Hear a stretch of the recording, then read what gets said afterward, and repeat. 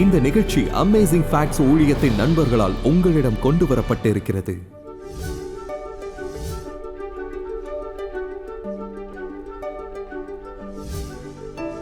இன்று நம் கலாச்சாரத்தில் நாம் நிறைய கேள்விப்படுகிறோம். தேவன் உங்களை நேசிக்கிறார், நீங்கள் அவமானப்படுவதை விரும்ப மாட்டார், குற்ற உணர்வை அடைய விரும்ப மாட்டார், எல்லா குற்றமும் வெட்கமும் பிசாசுதான் கொண்டு வருகிறது. உண்மை இல்லை. பரிசுத்த ஆவியானவர் செய்யும் காரியங்களில் ஒன்று பாவத்திற்கான தண்டனையை கொண்டு வருகிறார். இன்று இந்த விசுவாசத்திற்கான சூத்திரம், ரட்சிப்பின் அறிவியலை புரிந்து கொள்வதின் 3ஆம் படி குறித்து பேசப் போகின்றோம். இந்த 3ஆம் படி மனம் திரும்புதல்.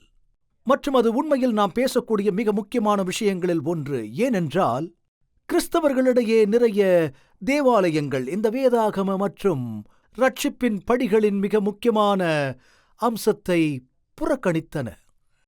மனம் திரும்புதல் பாவத்திற்கான துக்கத்தையும் அதிலிருந்து விலகுவதற்கான விருப்பத்தையும் வலியுறுத்தும். நாம் பாவம் செய்திருந்தால் நாம் உணர்கிற ஒரு விஷயம், மற்றொன்று நாம் உணர்ந்தால் அதற்கு வருத்தப்படுவது மிகவும் முக்கியம்.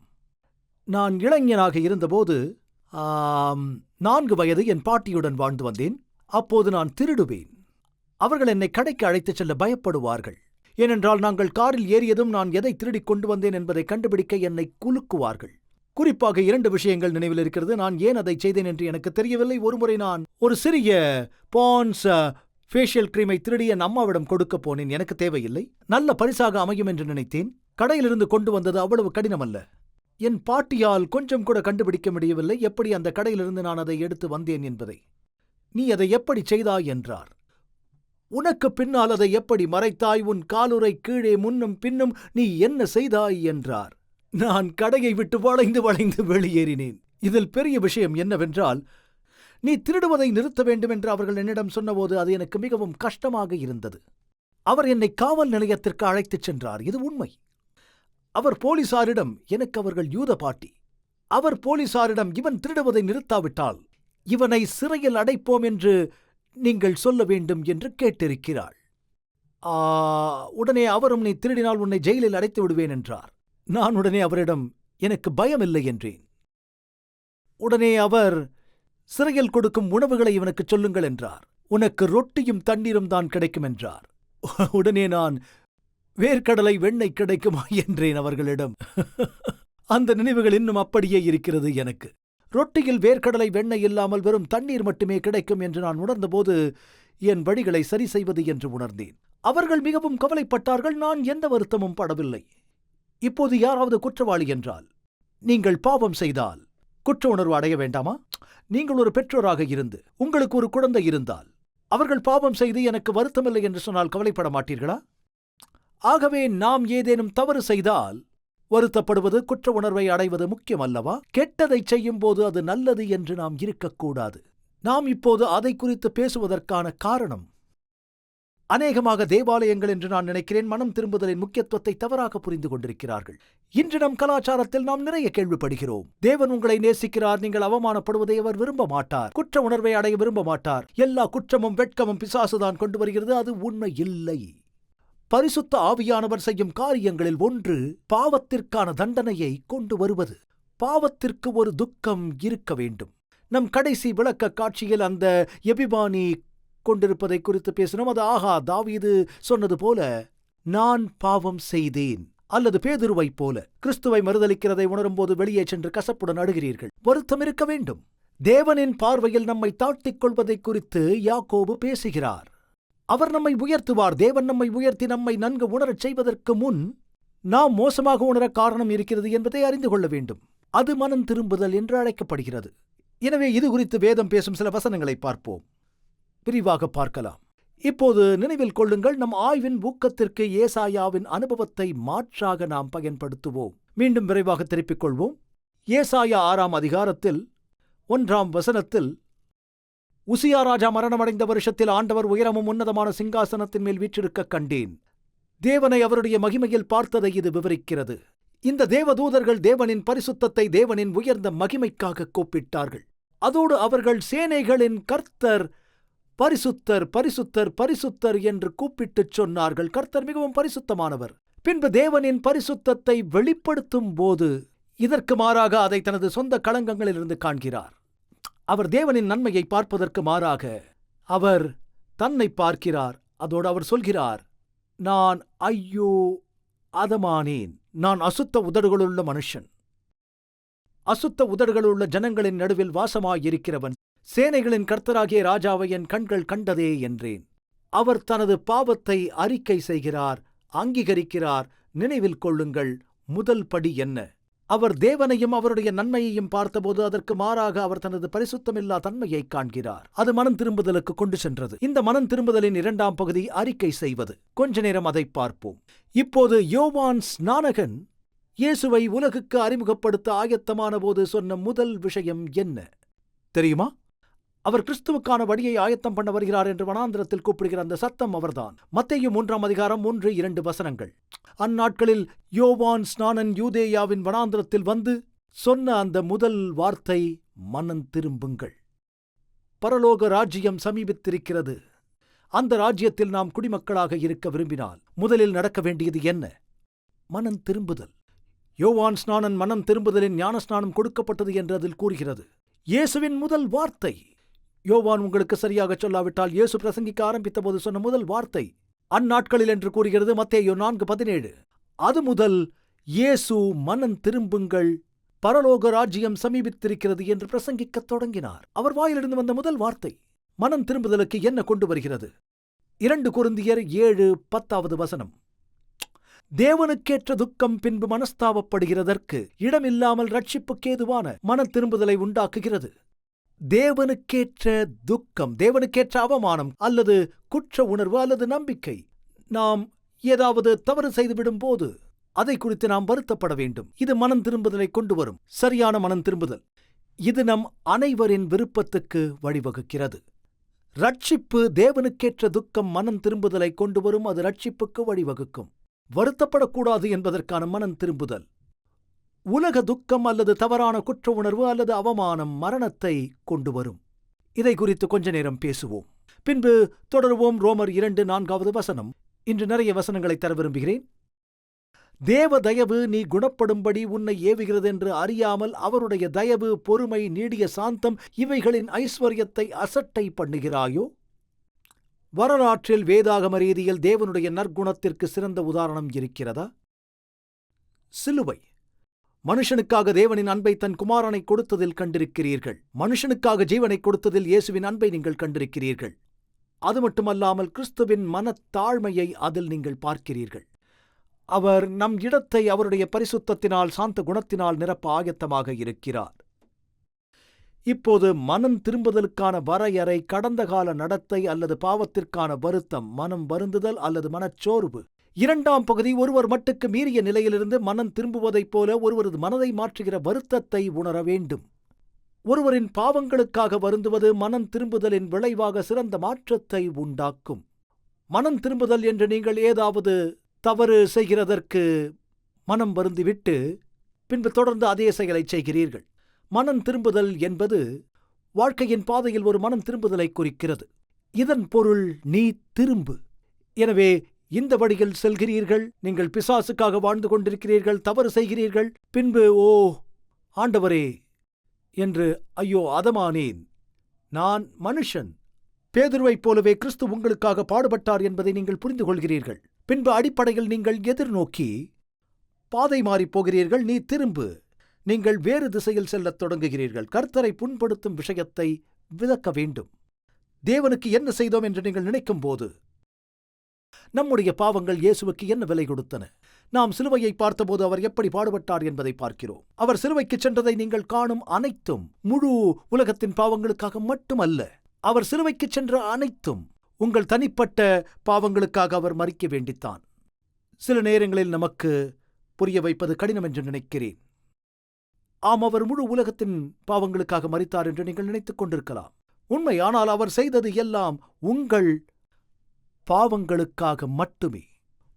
உங்கள் பாவங்கள் எவ்வளவு சிறியதாக இருந்தாலும் நீங்கள் தேவாலயத்தில் வளர்ந்திருக்கலாம். அது சிறிது என்றோ முக்கியமற்றது என்றோ நீங்கள் கருதுவது என்பது முக்கியமல்ல. இயேசு சிலுவையில் அனுபவித்த அனைத்திற்கும் நீங்கள் செய்த பாவங்கள் அனைத்துமே போதும். நீங்கள் அதை உணரும் போது, ஆஹா, அவர் எனக்காக இவை அனைத்தையும் அனுபவித்தார். என் பாவங்கள் தேவனுக்கு வேதனை உண்டாக்குமா? நம் பாவங்கள் தேவனை எவ்வளவு காயப்படுத்தும் என்பதை பார்க்கும்போது தேவனின் நன்மை நம்மை மனம் திரும்புதலுக்கு கொண்டு செல்லும். இப்போது உதாரணமாக நீங்கள் மனம் திரும்புதலின் முதல் படிகளில் ஒன்றை வாசியுங்கள். மனம் திரும்புதலின் முதல் படிகளில் ஒன்று அப்போஸ்தலர் 2. பெந்தகோஸ்தே நாளில் கூட்டத்தினருக்கு பேதுரு கர்த்தரை காண உதவியதற்கு முதல் படி தேவனை தேடுவது. பின்பு அவர்கள் தங்களைக் கண்டு, சகோதரர்களே, நாம் என்ன செய்ய வேண்டும் என்றதற்கு அவர்கள் எனக்கு, ஐயோ, நாங்கள் எங்கள் இரட்சகரை சிலுவையில் அறைந்தோம். மேசியா வந்தார், நாங்கள் அவரை சிலுவையில் அறைந்தோம். அவர்கள் வெட்கப்படுவதை குறித்த இந்த பயங்கர உணர்வு அவர்களுக்கு இருந்தது. பேதுருவின் பதில் என்ன? அப்போஸ்தலர் 2:38. பேதுரு அவர்களை நோக்கி, நீங்கள் மனம் திரும்பி ஒவ்வொருவரும் பாவ மன்னிப்புக்கென்று இயேசு கிறிஸ்துவின் நாமத்தினாலே ஞானஸ்நானம் பெற்றுக் கொள்ளுங்கள். அப்பொழுது பரிசுத்த ஆவியின் வரத்தை பெறுவீர்கள். எனவே நாம் அனைவரும் பரிசுத்த ஆவியினால் நிரப்பப்படுவது எவ்வளவு முக்கியம் என்பதை புரிந்து கொள்ளுங்கள். பரிசுத்த ஆவியினால் நிரப்பப்படுவதற்கு முன் நிபந்தனை என்ன? மனம் திரும்புதல். நிரப்பப்படுவதற்கு முன் நம்மை வெறுமையாக்க வேண்டும். மனம் திரும்புதல் என்பது உண்மையில் உங்கள் இருதயத்தை தலைகீழாக மாற்றுவது. உங்களை வெறுமையாக்கி, ஆண்டவரே, எனக்கு உம்முடைய ஆவியால் என்னை நிரப்பும். நீங்கள் உங்களை தாழ்த்திக் கொள்ளும்போது தேவன் உங்களை உயர்த்த முடியும். யாக்கோபு 4:7 மீண்டும் உங்களுக்கு வாசிக்கிறேன். ஆகையால் தேவனுக்கு கீழ்ப்படிந்திருங்கள். பிசாசுக்கு எதிர்த்து நில்லுங்கள், உங்களை விட்டு ஓடிப்போவான். தேவனிடத்தில் சேருங்கள், அப்பொழுது அவர் உங்களிடத்தில் சேருவார். கைகளை சுத்திகரியுங்கள், இருமனம் உள்ளவர்களை உங்கள் இருதயங்களை பரிசுத்தமாக்குங்கள். இது ஒருவித கனமாக தெரியும், ஆனால் வேதத்தில் இருக்கிறது. நீங்கள் துயரப்பட்டு துக்கித்து அழுங்கள். உங்கள் நகைப்பு துக்கிப்பாகவும் சந்தோஷம் சஞ்சலமாகவும் மாறக் கடவது. சிலர் அப்படியே இருக்கிறார். அவர்கள் அப்படியே இருக்கும் தேவாலயத்தில் தங்க நான் விரும்பவில்லை. ஆனால் அது சுவிசேஷத்தின் ஒரு பகுதி. நம்முடைய பாவத்திற்காக துக்கம், துயரம் போன்ற உணர்வு நமக்கு வர வேண்டும். அதில் சொல்கிறது, உங்கள் நகைப்பு துக்கிப்பாக மாறக் கடவது. கர்த்தருக்கு முன்பாக தாழ்மைப்படுங்கள், அப்பொழுது அவர் உங்களை உயர்த்துவார். அவர் கண்டிப்பாக உங்களை உயர்த்துவார் என்கிறார். அவர் உங்களை வெட்கம், துக்கம் மற்றும் துயர நிலையில் விடமாட்டார். உதாரணமாக எபேசியர் 4:28 திருடுகிறவன் இனி திருடாமல் என்று கூறுகிறது. நான் கிட்டத்தட்ட திருடவில்லை. நான் திருடவில்லை என்று சொல்ல முடியுமா? அது ஏற்கத்தக்கதா? சொல்லுங்கள், ஏற்கத்தக்கதா? நீங்கள் ஒரு தொழிற்சாலையில் ஒரு முதலாளியிடம் வேலை செய்கிறீர்கள். உங்கள் முதலாளியிடம் நான் உங்களிடமிருந்து நிறைய திருடி இருக்கிறேன் என்கிறீர்கள். ஆனால் கிறிஸ்தவனாகிவிட்டேன், திருந்திவிட்டேன் என்றால் எவ்வளவு காலம் உங்கள் வேலை இருக்கும்? முதலில் நீங்கள் எப்படியும் உங்கள் வேலையை இழக்க நேரிடும். நான் இனி திருடமாட்டேன் என்று நீங்கள் சொல்வதை அவர் விரும்புகிறார். ஆலயத்தில் இருந்த பெண்ணைப் போல இயேசு ஒருவரை அத்தனை முறை மன்னிக்கிற போது விபச்சாரத்தில் சிக்கிய மகதலேனா மரியாள் போல, நான் உன்னை ஆக்கினைக்குள்ளாக தீர்க்கிறதில்லை என்று இயேசு சொன்னார். நான் உன்னை ஆக்கினைக்குள்ளாக தீர்க்கிறதில்லை என்று சொல்லும் கர்த்தருடைய அற்புதமான கிருபையை பிரசங்கிக்க நாங்கள் விரும்புகிறோம். நீ போ, விடுதலையோடு இரு, இனி பாவம் செய்யாதே என்றார். இயேசு சொன்னதை நாம் எப்போதும் சொல்ல மாட்டோம்.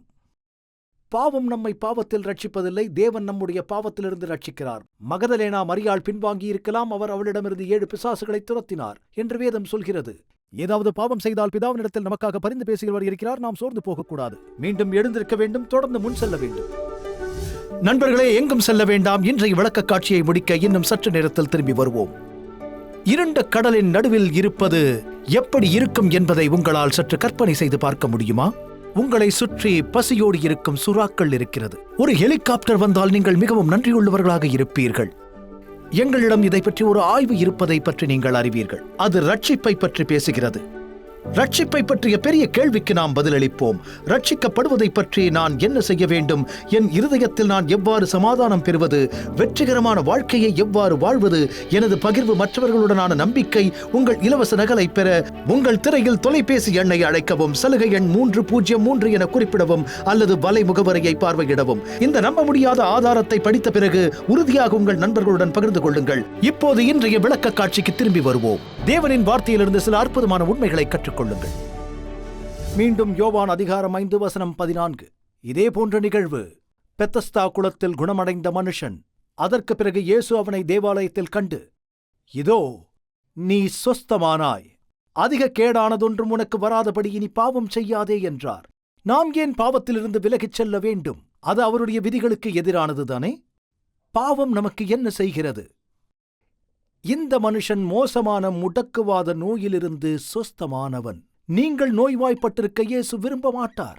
அவர் அன்பான தகப்பன். பிள்ளைகளிடமிருந்து எந்த நல்ல விஷயத்தையும் தடுக்க மாட்டார். ஒரு வசனம் உண்டு, சங்கீதம். தேவன் தம்மிடம் உத்தமமாய் நடக்கிறவர்களுக்கு நன்மையை வழங்காதிரார். காயப்படுத்தும் விஷயத்திலிருந்து விலகிச் செல்ல வேண்டும் என்று மட்டுமே அவர் விரும்புவார். நீ சொஸ்தமானாய், அதிக கேடானதொன்றும் உனக்கு வராதபடி நீ பாவம் செய்யாதே என்றார். அவர் நம்மை துன்புறுத்துகிறவற்றிலிருந்து காப்பாற்ற விரும்புகின்றார். நாம் அதிலிருந்து மனம் திரும்ப வேண்டும் என்று கர்த்தர் விரும்புகிறார். பாவத்திலிருந்து திரும்ப சிறந்த நேரம் எது? உடனே, சீக்கிரமாக. சிக்கல் இருந்ததை சீக்கிரத்தில் அறிந்து கொள்வீர்கள். மனம் திரும்புதல் எவ்வளவு முக்கியம்! இயேசுவின் வார்த்தைகள், லூக்கா 13:1-5 வாசியுங்கள். கடைசி பகுதியை இங்கே படிக்கிறேன். அவர் சொல்கிறார், அப்படி அல்லவென்று உங்களுக்குச் சொல்கிறேன், நீங்கள் மனம் திரும்பாமற் போனால் எல்லோரும் அப்படியே கெட்டுப் போவீர்கள் என்றார். தேவன் தம்முடைய ஒரே பேரான குமாரனை விசுவாசிக்கிறவன் எவனோ அவன் கெட்டுப் போகாமல் நித்திய ஜீவனை அடையும் படிக்கு அவரை தந்தருளி இவ்வளவாய் உலகத்தில் அன்பு கூர்ந்தார். இயேசுவை நம்புவதின் ஒரு பகுதி எப்படி இருக்கும்? கடற்கரையில் சுனாமி வந்தாலும் அங்கு தங்கியிருப்பதை நம்புகிறீர்கள் என்று சொன்னால் உண்மையில் நம்பிக்கை இல்லை. நீங்கள் இயேசுவின் போதனையை நம்புகிறீர்கள் என்று சொன்னால் நீங்கள் மனம் திரும்ப வேண்டும் அல்லது கெட்டுப் போவீர்கள் என்று இயேசு சொன்னால், இயேசுவை நம்புவதில் ஒரு பகுதி மனம் திரும்புதல். அதில் ஏதாவது பொருள் இருக்கிறதா? அதில் அர்த்தம் இருக்கிறதா? ஜனங்கள் சில சமயங்களில் அந்த நம்பிக்கையின் அர்த்தம் என்ன என்று நினைக்கிறார்கள். அதனால் நான் ரட்சிக்கப்பட்டேன். பிசாசுகள் நம்புகிறது, நடுங்குகிறது என்று வேதம் சொல்கிறது. அது பிசாசுக்கு இருக்கும் நம்பிக்கை. இயேசு சிலுவையில் மரித்தார் என்று பிசாசு நம்புகிறது. அது சரியா? அது அவனை ரட்சிக்குமா? எனவே இது ஒரு பரந்த விரிவான ஒரு வகையான நம்பிக்கை. இயேசுவின் போதனைகளை நம்புவதில் ஒரு நம்பிக்கை. நாம் செய்ய வேண்டும் என்று கிறிஸ்து சொல்வதை நம்புவது. இயேசு சொன்ன ஒரு விஷயம் என்னவென்றால், மனம் திரும்புங்கள், ஏனென்றால் தேவனுடைய ராஜ்யம் சமீபித்து விட்டது. மனம் திரும்புங்கள், இல்லாவிட்டால் கெட்டுப் போவீர்கள். கிறிஸ்துவின் போதனையின் ஒரு பகுதி. 2 பேதுரு 3:9. இது ஒரு நல்ல விஷயம். 2 பேதுரு 3:9. தேவன் ஒருவரும் கெட்டுப் போகாமல் எல்லாரும் மனம் திரும்ப வேண்டும் என்று விரும்பி நம்மேல் நீடிய பொறுமை உள்ளவராயிருக்கிறார். ஆகவே இயேசுவை விசுவாசிப்பதில் ஒரு பகுதி மனம் திரும்புதல். அதன் அர்த்தத்தை அறிந்து கொண்டோம். மனம் திரும்புதல் என்பதற்கான எபிரேய வார்த்தை நஹாம். இதன் அர்த்தம் பெருமூச்சு விடுதல் அல்லது வலுவாக சுவாசிப்பது. மன்னிக்கவும், மனம் திரும்புதல் மாற்றத்தை விரும்புவது. கிரேக்க மொழியில் இது மெத்தானியோ, வருத்தப்பட வேண்டும் என்று பொருள். வித்தியாசமாக சிந்திப்பது, பாவத்திலிருந்து தேவனிடத்தில் திரும்புவது. எனவே வெறும் வார்த்தைகளில் இப்படி ஆமாம் ஆண்டவரே நான் உமக்கு இதைச் செய்தேன் என்று சொல்வதை குறிக்காமல் தொடர்வது. சரியான மனம் திரும்புதல் இருக்கிறது, தவறான மனம் திரும்புதலும் இருக்கிறது.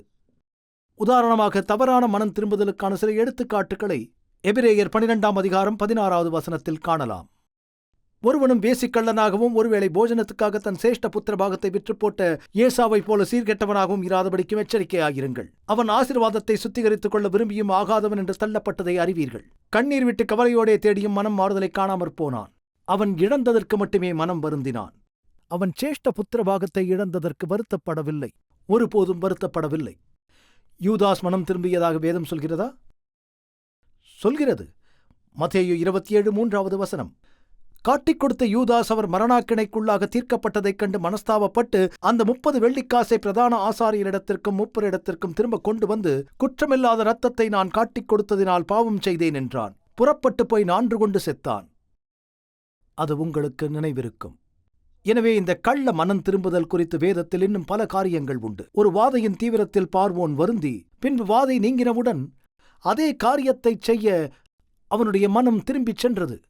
அவன் தேவனை மீறியதற்காக வருத்தப்படவில்லை. அவன் அவர்களை அடிமைகளாக வைத்திருந்தான். பிலேயாமை குறித்து வேதம் பேசுகிறது. கர்த்தருடைய தூதனானவர் உருவின பட்டயத்தை தம்முடைய கையிலே பிடித்துக்கொண்டு வழியிலே நிற்கிறதை கழுதைக் கண்டு வழியை விட்டு வயலிலே விலகிப் போயிற்று. பிலேயாம் அதை அடித்தான்.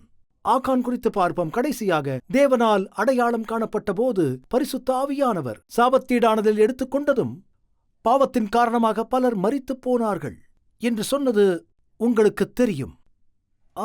அந்த நேரத்தில் காணொளி இயங்கிக் கொண்டிருந்தது. அவ்வப்போது ஒருவர் அறிக்கை செய்வதை நீங்கள் கேட்கலாம். அவரதை மறுப்பதால் அதை மறுக்கிறதால் இதோ அதற்கு வீடியோ இருக்கிறது. இங்கே அது சொல்கிறது, இதைச் செய்தீர்கள் என்று சொல்லும் ஆடியோ பதிவு இருக்கிறது. ஆமாம், நான் அதைச் செய்தேன் என்று நினைக்கிறேன், என்னை மன்னிக்கவும். அவர்கள் வருந்தினார்களா? உண்மையான மனம் திரும்புதல் அல்ல அது. மனம் திரும்புதல் என்பது இருதயத்தில் உண்டாகும் ஒரு துக்கம், விலகிச் செல்வதற்கான விருப்பம். பல ஆண்டுகளுக்கு முன்பு ஒரு நபர், ஒரு வங்கியை கொள்ளையடித்த ஒரு குற்றவாளி, இப்படி பல ஆண்டுகள் செய்து கொண்டிருந்தார். 10 ஆண்டுகள் கடந்துவிட்டன என்று நினைக்கிறேன். அவரது பெயர் அல் ஜான்சன். அவர் கிறிஸ்தவராக மாறியவர். தெரியுமா, நான் ஒரு வங்கிக் கொள்ளைக்காரன், நான் ஒப்புதல் வாக்குமூலம் கொடுக்க வேண்டும் என்றார். அவர் வங்கிக்குச் சென்றார். உங்கள் வங்கியை கொள்ளையடித்தேன் என்றார். உங்கள் குற்றத்திற்கான சட்ட வரம்பு உண்மையில் காலாவதியாகிவிட்டது, வழக்கு தொடர முடியாது என்று அவர்கள் சொன்னார்கள். நீங்கள் வழக்கு தொடர முடியாவிட்டாலும் நான் ஒரு கிறிஸ்தவன், கொள்ளையடிக்கப்பட்டவற்றில் என் பகுதியை நான் திருப்பித் தர விரும்புகிறேன் என்றான். அவன் அதை திருப்பிச் செலுத்தினான். ஏனென்றால் உண்மையான மனம் திரும்புதல் என்பது பாவத்திற்கான துக்கம் மட்டுமல்ல, மனம் திரும்பவும் வேண்டும்.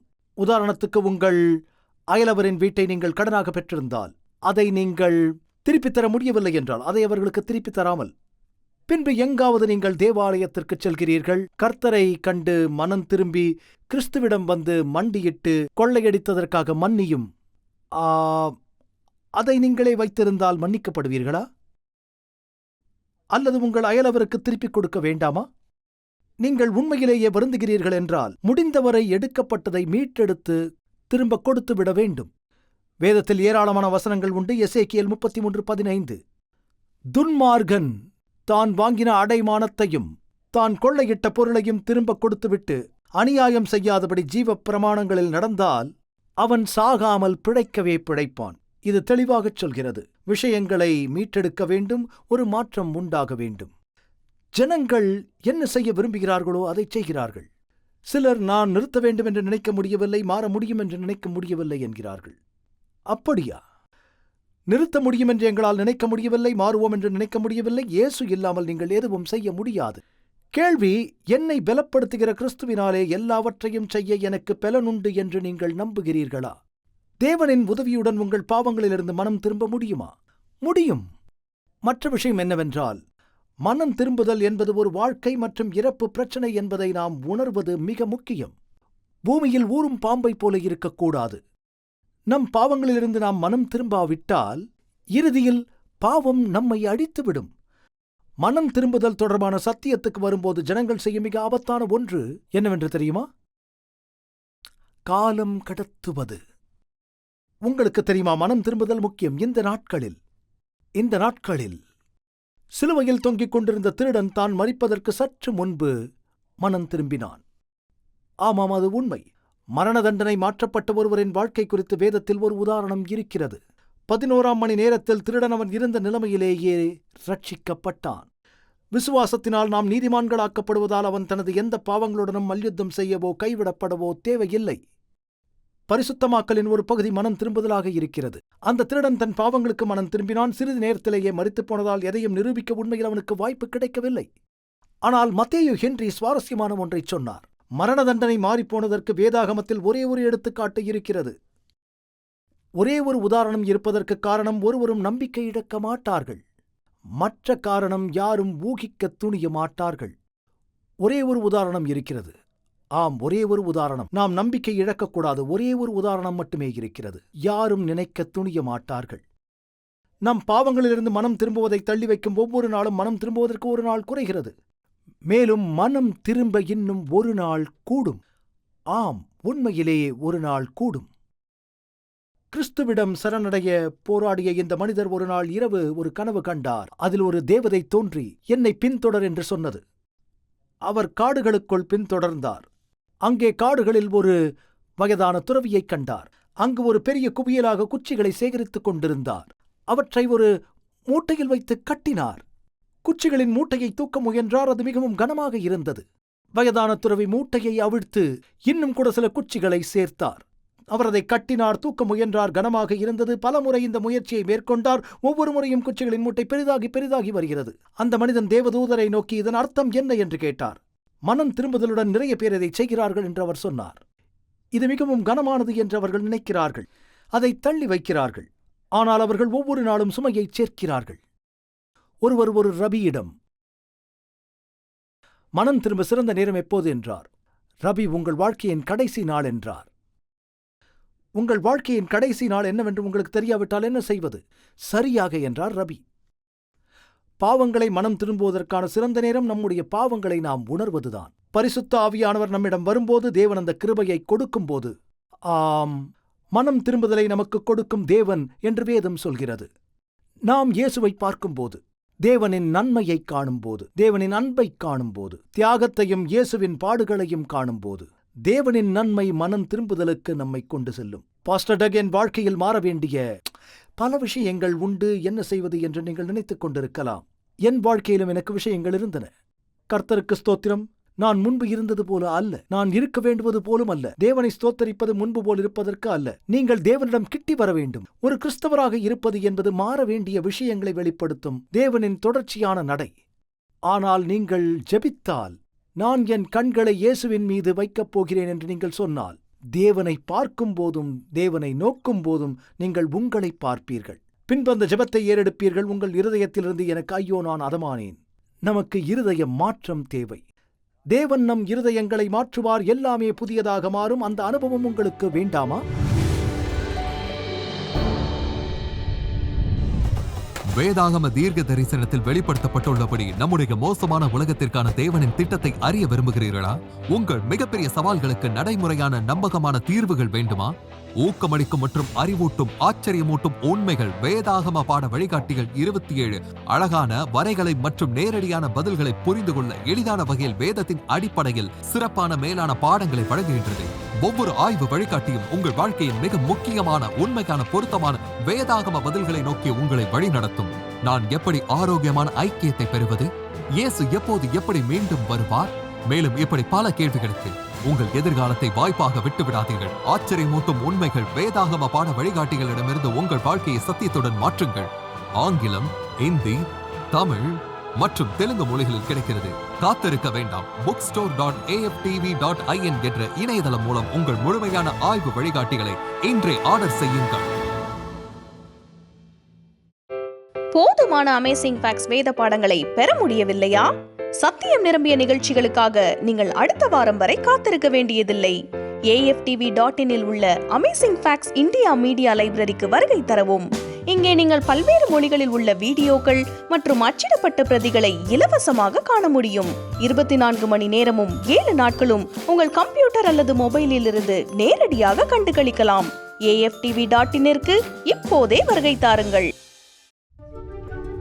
50 வருடங்களுக்கும் மேலாக அமேசிங் ஃபேக்ட் ஊழியங்கள் நற்செய்தியை உலகம் முழுவதும் பகிர்ந்து கொண்டிருக்கிறது. இயேசுவின் சித்தத்தின்படி அனைத்து மக்களுக்கும் நித்திய சுவிசேஷத்தை அறிவித்துக் கொண்டிருக்கிறது. உங்கள் ஜெபத்திற்கும் ஆதரவிற்கும் நன்றி.